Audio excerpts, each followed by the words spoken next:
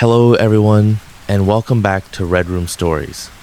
I know many of you tune into these tales to help you drift off to sleep. So, before we settle in, I'd love for each of you to leave a comment sharing where in the world you're listening from. And if you're enjoying the episodes, don't forget to give a like and subscribe to the channel. Now, let's get comfortable, relax, and begin.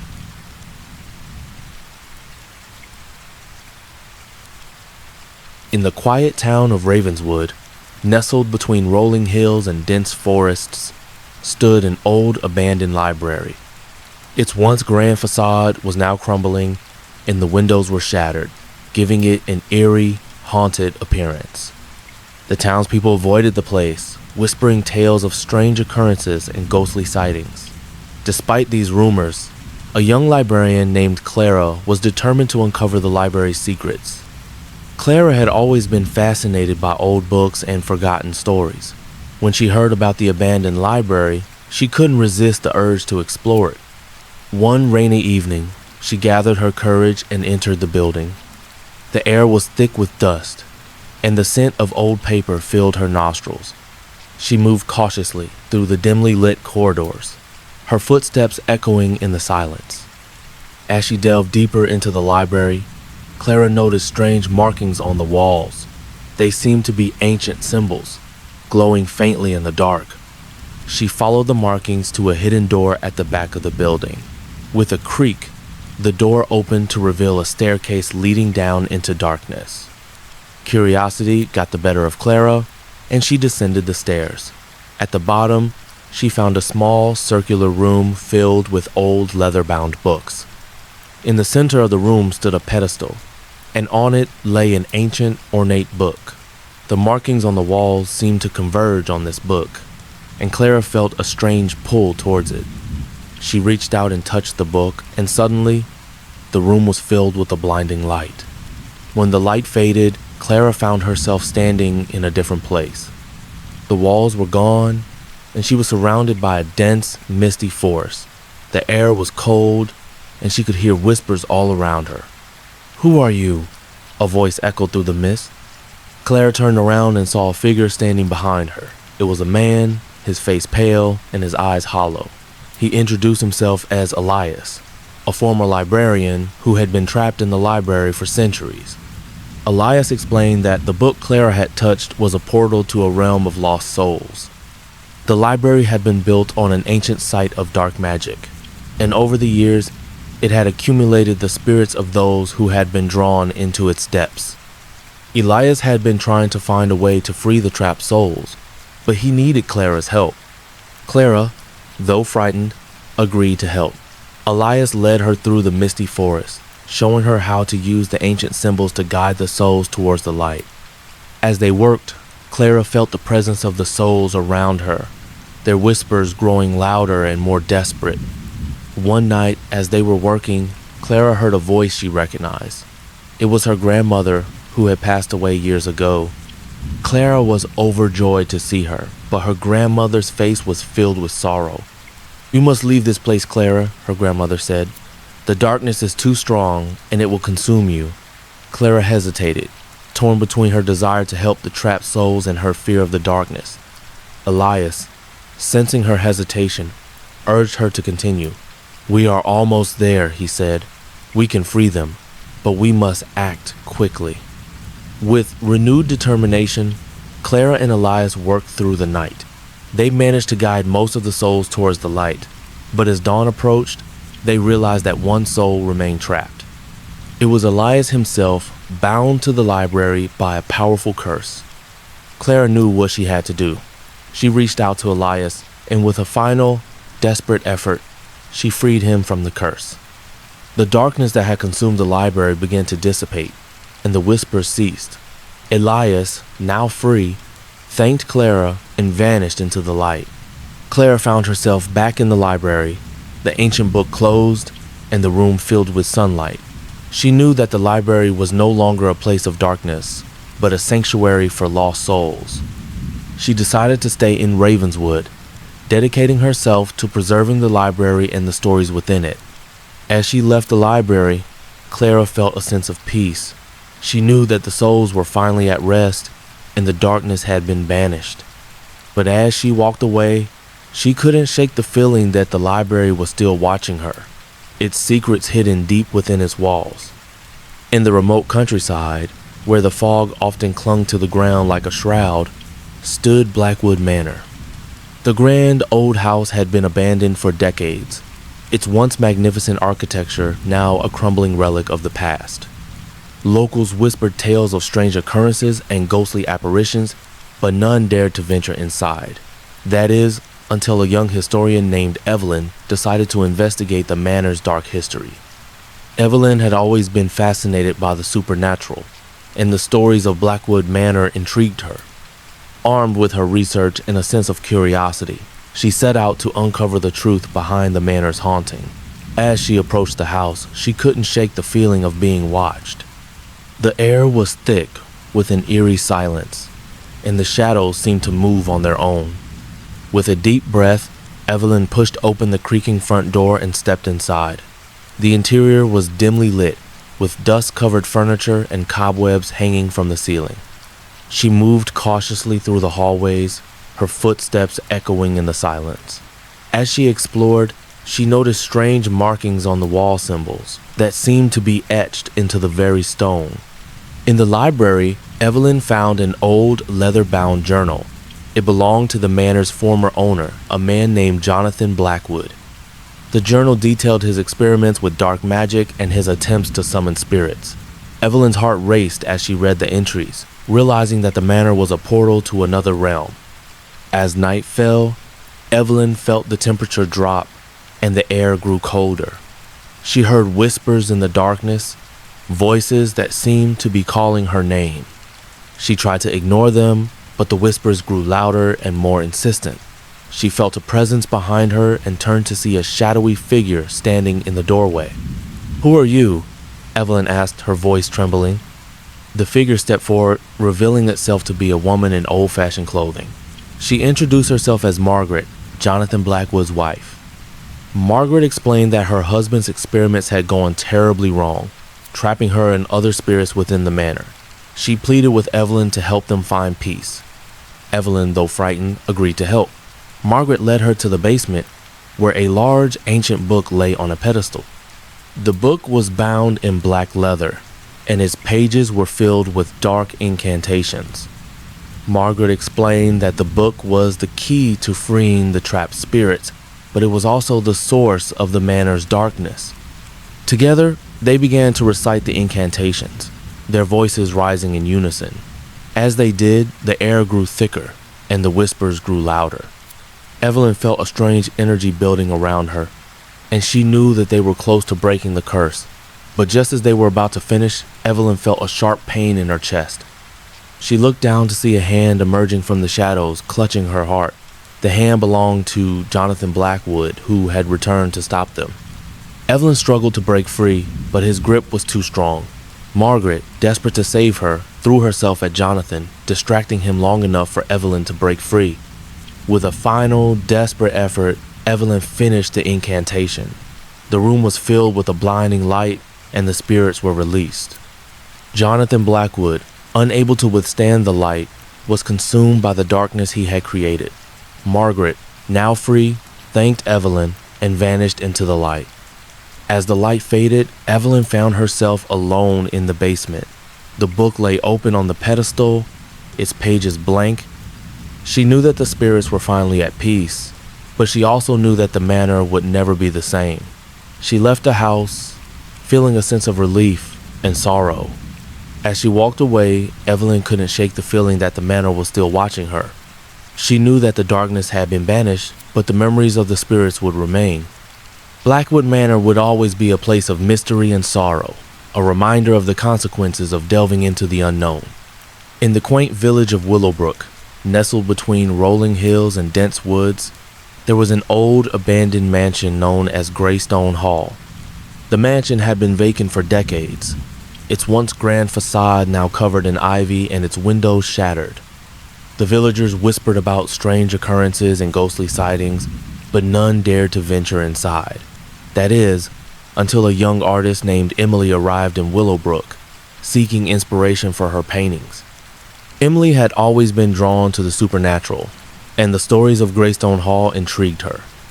She decided to explore the mansion, hoping to capture its eerie beauty in her artwork. As she approached the mansion, she couldn't shake the feeling of being watched. The air was thick with an unsettling silence, and the shadows seemed to move on their own.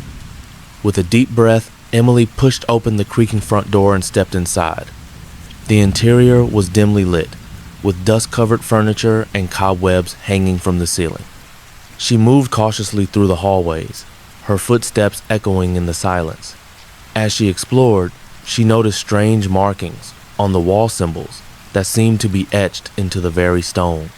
In the grand hall, Emily found an old, ornate mirror. It was covered in dust, but the glass was still intact. She wiped away the grime and saw her reflection staring back at her. But something was different. Her reflection seemed to be moving on its own, as if it were a separate entity. She felt a chill run down her spine and quickly turned away. As she continued her exploration, Emily heard whispers in the darkness. The voices seemed to be calling her name, growing louder and more insistent. She felt a presence behind her and turned to see a shadowy figure standing in the doorway. The figure stepped forward, revealing itself to be a man in old-fashioned clothing. He introduced himself as Henry Greystone, the mansion's former owner. Henry explained that the mirror was cursed, trapping the souls of those who had looked into it. He had been trying to break the curse for years, but needed Emily's help. Emily, though frightened, agreed to help. Henry led her to the basement, where an ancient leather-bound book lay on a pedestal. The book was bound in black leather, and its pages were filled with dark incantations. Together they began to recite the incantations, their voices rising in unison. As they did, the air grew thicker, and the whispers grew louder. Emily felt a strange energy building around her, and she knew that they were close to breaking the curse. But just as they were about to finish, Emily felt a sharp pain in her chest. She looked down to see a hand emerging from the shadows, clutching her heart. The hand belonged to a woman named Eliza, Henry's wife. Eliza had been trapped in the mirror for centuries and was determined to remain there. Emily struggled to break free, but Eliza's grip was too strong. Henry, desperate to save Emily, threw himself at Eliza, distracting her long enough for Emily to break free. With a final, desperate effort, Emily finished the incantation. The room was filled with a blinding light, and the spirits were released. Eliza, unable to withstand the light, was consumed by the darkness she had created. Henry, now free, thanked Emily and vanished into the light. As the light faded, Emily found herself alone in the basement. The book lay open on the pedestal, its pages blank. She knew that the spirits were finally at peace, but she also knew that the mansion would never be the same. She left the house feeling a sense of relief and sorrow. As she walked away, Emily couldn't shake the feeling that the mansion was still watching her. She knew that the darkness had been banished, but the memories of the spirits would remain. Greystone Hall would always be a place of mystery and sorrow, a reminder of the consequences of delving into the unknown. In the small, fog-shrouded town of Hollow Creek, nestled in a valley surrounded by ancient woods, there was a peculiar shop known as the Clockmaker's Haven. The shop, with its cobblestone facade and ornate windows, had been in the town for generations. It was famous for its intricate clocks and mechanical marvels, but it was also rumored to be haunted by the spirits of its former owner and his apprentice. The current owner, a reclusive man named Mr. Thorne, had inherited the shop from his grandfather. He was known for his exceptional craftsmanship and his mysterious demeanor. One day, a young woman named Lily arrived in Hollow Creek, seeking a new beginning. She had heard about the shop and was intrigued by its history. Mr. Thorne reluctantly agreed to take her on as his apprentice.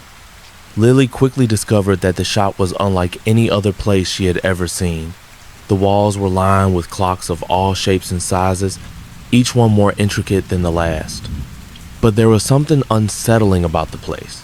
The air was thick with an eerie silence, and the shadows seemed to move on their own. One evening, as Lily was cleaning the shop, she noticed a peculiar clock hidden in the corner.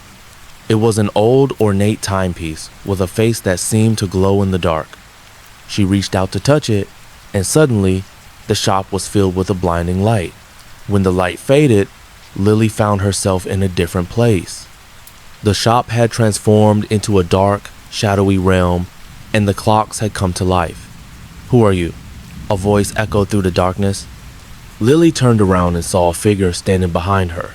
It was a man, his face pale and his eyes hollow.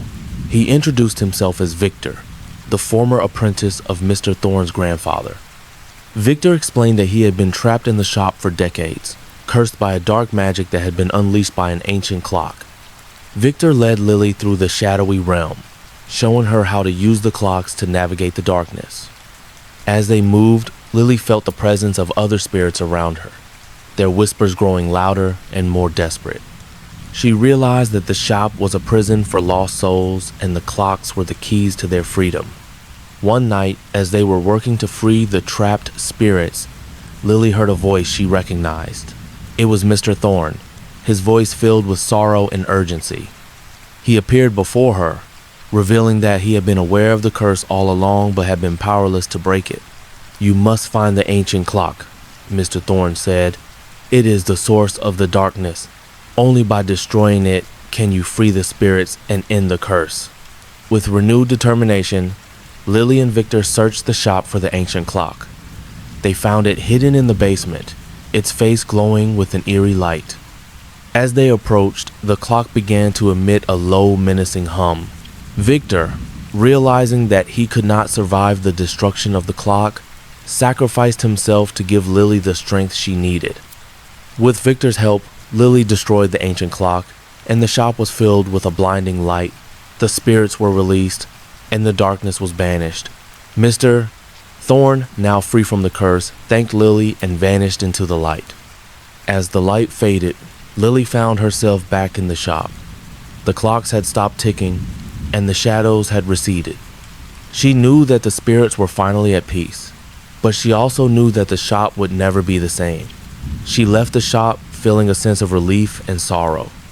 As she walked away, Lily couldn't shake the feeling that the shop was still watching her. She knew that the darkness had been banished, but the memories of the spirits would remain.